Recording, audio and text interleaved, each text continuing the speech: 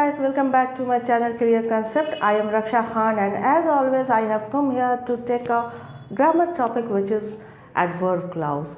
तो आज के वीडियो में हम लोग एडवर्ब क्लाउज को पढ़ेंगे और एडवर्ब क्लाउज को पढ़ने के लिए हमारा एडवर्ब का कंसेप्ट बिल्कुल क्लियर होना चाहिए। हम लोग को समझना होगा कि एडवर्ब क्लाउज क्या होता है।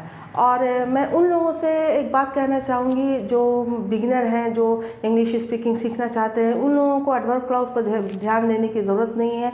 बहुत सारे ऐसे सेंटेंसेस हैं एडवर्ब क्लाउज के जो उनको सिर्फ सेंटेंस के का ही प्रैक्टिस करना है। चलिए हम लोग स्टार्ट करते हैं एडवर्ब क्लाउज से। लेकिन एडवर्ब क्लाउज स्टार्ट करने से पहले मैं आप लोगों से एक रिक्वेस्ट करना चाहती हूँ कि अगर आप लोग जो लोग मेरे चैनल पर नए हैं वो मेरे चैनल को प्लीज़ सब्सक्राइब कर दें, और अगर मेरा वीडियो आप लोगों को पसंद आता है तो इसे लाइक और शेयर ज़रूर कर दें। तो चलिए सबसे पहले हम लोग एडवर्ब को क्लियर कर लेते हैं कि एडवर्ब होता क्या है। एडवर्ब तो पार्ट ऑफ स्पीच है। An adverb is a part of speech that describe an adjective, verb and another adverb. यानी कि एडवर्ब जो है वो एक पार्ट ऑफ स्पीच है। आप लोगों ने पढ़ा होगा, आप लोगों ने नीचे क्लास में नाउन है, प्रोनाउन है, वर्ब है, एडजेक्टिव है, एडवर्ब है, कंजक्शन है, प्रीपोजिशन, ये सब पार्ट ऑफ स्पीच है। तो उसी में से ये एडवर्ब जो है एक पार्ट ऑफ स्पीच है जिसका काम क्या है, एडजेक्टिव को वो डिस्क्राइब करता है, यानी एडजेक्टिव के बारे में बतलाता है, वर्ब को डिस्क्राइब करता है और ख़ुद को भी डिस्क्राइब करता है। खुद को डिस्क्राइब करना यानी कि एडवर्ब को ही डिस्क्राइब करता है। कैसे? तो एक एक सेंटेंस से हम लोग इसको समझ लेंगे। इस सेंटेंस को देखिए, आई saw a very beautiful dress in the mall. अब इस सेंटेंस में ये जो ड्रेस है हमारा है वो नाउन है, लेकिन मैंने एक मॉल में एक बहुत ही खूबसूरत ड्रेस देखा। ड्रेस जो हमारा नाउन है तो कैसा ड्रेस देखा? ब्यूटीफुल, यानी कि ये ब्यूटीफुल जो है वो एडजेक्टिव है। ओके, अब यहाँ पर इसको अगर और ज़्यादा डिस्क्राइब करना और अच्छा बताना है कि भाई मैंने मॉल में जो ड्रेस देखा वो तो ब्यूटीफुल ड्रेस था, लेकिन कैसा ब्यूटीफुल था? तो वेरी ब्यूटीफुल। और भी उसको ड्राइव करता है ये वर्ड वेरी, जो कि हमारा हो जाता है एडवर्ब। तो ये एडवर्ब किसको डिस्क्राइब कर रहा है? इसको, यानी कि ब्यूटीफुल तो है ही है ड्रेस, लेकिन कैसा ब्यूटीफुल है? Very beautiful. तो ये जो हो गया हमारा एडवर्ब हो गया। एक एग्जाम्पल, दूसरा एग्जाम्पल देखिए, ये जो है एडजेक्टिव को डिस्क्राइब कर रहा है। अब हम लोग वर्ब को देखते हैं, वर्ब को कैसे डिस्क्राइब करता है। I run slowly. अब ये रन क्या है? वर्ब है। तो मैं दौड़ता हूँ, कैसे दौड़ता हूँ? स्लोली, धीरे धीरे। तो ये वर्ब को डिस्क्राइब कर रहा है, यानी वर्ब के बारे में बता रहा है कि कोई दौड़ने का काम जो करता है वो कैसे करता है? स्लोली। तो ये एडवर्ब हो गया, यानी कि वर्ब को डिस्क्राइब करने वाला वर्ड जो है वो हमारा एडवर्ब होता है। एक ऐसा ही एक एग्जांपल और ले लीजिए। मान लीजिए यहाँ पर लिखा मैंने आई राइट ब्यूटीफुली। ओके, ये राइट है, ये हमारा वर्ब है। मैं लिखती हूँ या मैं लिखता हूँ, कैसे लिखता हूँ? ब्यूटीफुल्ली। तो ये क्या हो गया हमारा? एडवर्ब हो गया। यहाँ पर ब्यूटीफुल एडजेक्टिव है, ब्यूटीफुल्ली एडवर्ब है। क्यों एडवर्ब है यहाँ पर? क्योंकि ये वर्ब को डिस्क्राइब कर रहा है। नेक्स्ट आइए, अब हम लोग को देखना है कि ये खुद को कैसे डिस्क्राइब करता है, यानी एडवर्ब को ही कैसे डिस्क्राइब करता है। इस सेंटेंस को देखिए, my teacher speaks very softly. चलिए यहाँ पर मैं एक लिख करके आप लोग को बतलाती हूँ। My teacher speaks softly. My teacher, ये सब्जेक्ट हो गया, स्पीक्स वर्ब हो गया। मेरी टीचर जो है वो बोलती हैं, कैसे बोलती हैं? सॉफ्टली, यानी कि ये जो वर्ब है इसको ये डिस्क्राइब कर रहा है कि बोलती तो है लेकिन सॉफ्टली। तो ये हमारा एडवर्ब हो गया, क्योंकि ये जो है वर्ब को डिस्क्राइब कर रहा है। अगर हमको उसको बतलाना है कि एडवर्ब को भी कैसे डिस्क्राइब करता है, भाई एडवर्ब खुद को कैसे डिस्क्राइब करता है, तो यहाँ पर एक वर्ड आप जोड़ दीजिए, very. The teacher speaks very softly. तो ये भी हमारा एडवर्ब है और ये भी एडवर्ब है, यानी कि एडवर्ब खुद को ही यहाँ पर डिस्क्राइब कर रहा है। यही सेंटेंस यहाँ पर लिखा हुआ है, my teacher speaks very softly. ये सॉफ्टली वर्ब है, एडवर्ब है, सॉरी एडवर्ब है, और ये भी एडवर्ब है। ये इसको जो है डिस्क्राइब कर रहा है कि सॉफ्टली तो बोलती हैं, लेकिन कैसे सॉफ्टली बोलती, वेरी सॉफ्टली। क्लियर हो गया, ये एडवर्ब का कंसेप्ट। अब हम लोग को समझना है कि एडवर्ब क्लाउज क्या होता है। तो भाई क्लाउज आप लोग समझे हुए हैं कि क्लाउज क्या होता है। तो जो क्लाउज एडवर्ब को डिस्क्राइब करेगा, एडवर्ब के बारे में बतलाएगा, सॉरी ये तीनों चीज़ों के बारे में, एडजेक्टिव, वर्ब और एडवर्ब के बारे में बतलाएगा। एडवर्ब क्लाउज जो है वो हम लोग को एडिशनल इन्फॉर्मेशन देता है। एडिशनल इन्फॉर्मेशन यानी कि ज़्यादा से ज़्यादा जानकारी हम लोगों को डिटेल में देता है। किसके बारे में देता है, अबाउट समथिंग इज़ डन, यानी कि क्या हो रहा है। इंक लगता ख़राब हो गया। क्या हो रहा है यानी कि सेंटेंस में कौन से काम हो रहे हैं उसके बारे में हम लोगों को डिटेल से जानकारी देता है। तो दे टेल अस, हम लोग को क्या बताता है, यही कि कोई भी वर्क हो रहा है, something is done, when something is done, where something is done, यानी कोई भी सेंटेंस में काम हो रहा है तो वो कब हो रहा है, कहाँ हो रहा है, how something is done and Y something is done.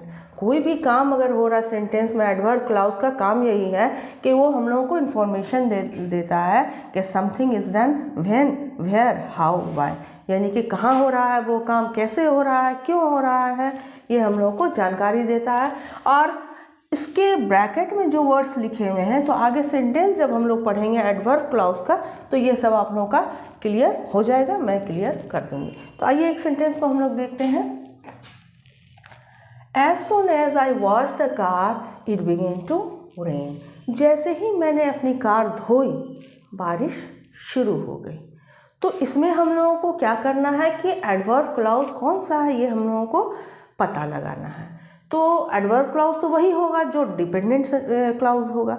तो सबसे पहले हम लोग ये कर लेते हैं कि डिपेंडेंट क्लाउज है कौन सा इसमें। तो as soon as I wash the car, जैसे ही मैंने कार धोई, ये तो डिपेंडेंट क्लाउज है क्योंकि ये इनकम्प्लीट क्लाउज है, ये कंप्लीट नहीं हो रहा है इसको। तो अगर ये सेंटेंस हम मिलाएंगे, ये क्लाउज मिलाएंगे, तभी इसका मीनिंग जो है खुलकर आएगा।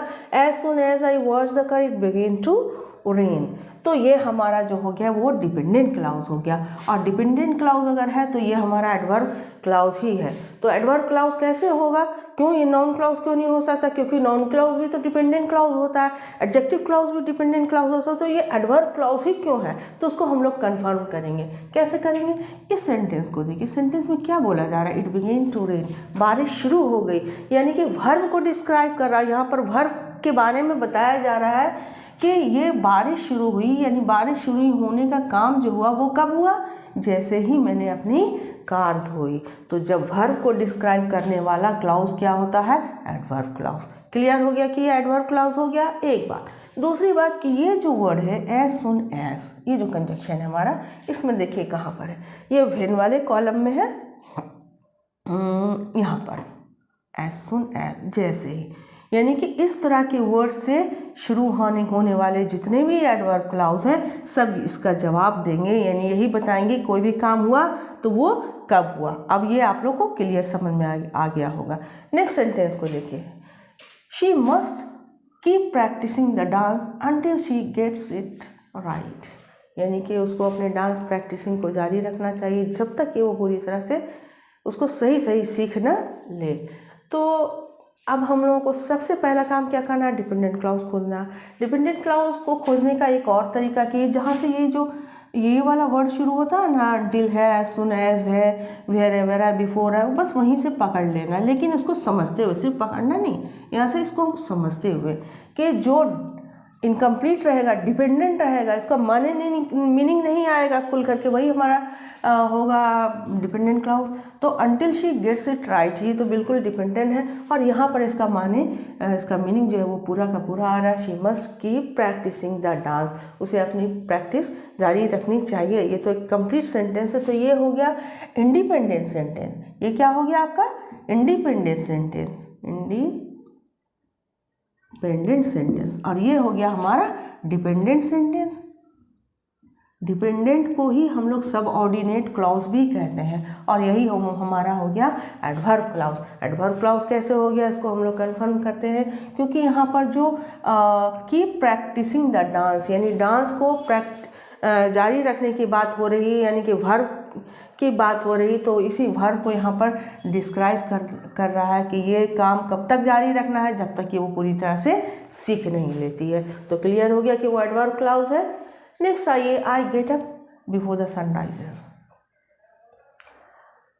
तो हम लोग पहले खोजते हैं डिपेंडेंट क्लाउज को। डिपेंडेंट क्लाउज को, ये जो हमारा कंजक्शन है यहीं से हम लोग स्टार्ट करते हैं। बिफोर द सन राइजेस, यही हमारा डिपेंडेंट सेंटेंस है। बिफोर द सन राइजेस, सूरज उगने से पहले। इनकम्प्लीट लग रहा है ना, तो इनकम्प्लीट है तो यानी कि डिपेंडेंट है, डिपेंड है दूसरे क्लाउज पर, इस क्लाउज पर ये यहाँ डिपेंड है, क्योंकि ये अपने आप में कंप्लीट क्लाउज है, तो ये इंडिपेंडेंट है। आई गेट अप यानी मैं उठती हूँ, ये कंप्लीट है। तो ये हमारा हो गया डिपेंडेंट क्लाउज। जब ये डिपेंडेंट क्लाउज है तो यही हमारा एडवर्ब क्लाउज हुआ।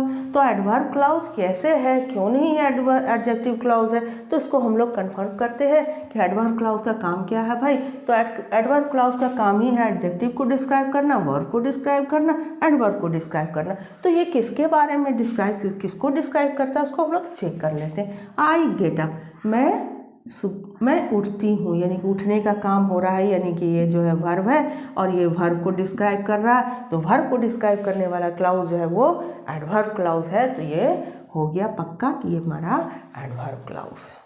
क्लियर। अब एक चीज़ और मैं बताना चाहूँगी कि इस तीनों सेंटेंस को आप लोग ध्यान से देखिए।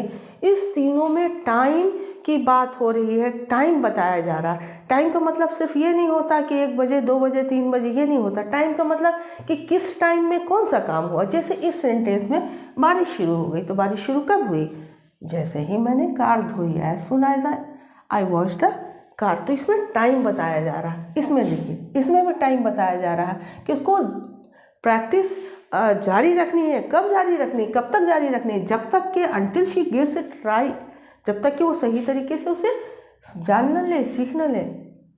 इसमें भी टाइम बताया जा रहा है। I get up before the sun rise, इसमें भी टाइम बताया जा रहा है कि मैं उठती हूँ भाई। तो कब उठती हूँ, सन राइजेस से पहले उठती हूँ। तो ये सारे के सारे जो है वो एडवर्ब क्लाउज ऑफ टाइम है। क्या हुआ, एडवर्ब क्लाउज ऑफ टाइम, ये एडवर्ब क्लाउज ऑफ टाइम हो गया। चलिए हम लोग आगे बढ़ते हैं। तो इस तरह के जितने भी सेंटेंस होंगे जिस क्लाउज में ये आपको पता चलेगा कि उसमें टाइम बताया जा रहा है, वो एडवर्ब क्लाउज ऑफ टाइम होगा। आगे बढ़िए। You can put it wherever you like, यानी कि तुम इसे रख सकते हो जहाँ तुम चाहो। कोई सामान होगा हाथ में मैंने दिया होगा और सामने वाले को कहा कि तुम इसको रख सकते हो जहाँ भी तुम चाहो।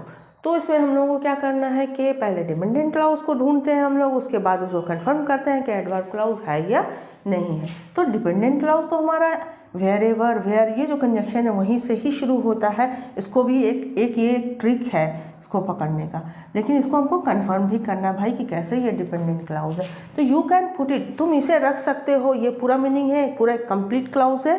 तो ये तो हमारा हो गया इंडिपेंडेंट। Okay, independent.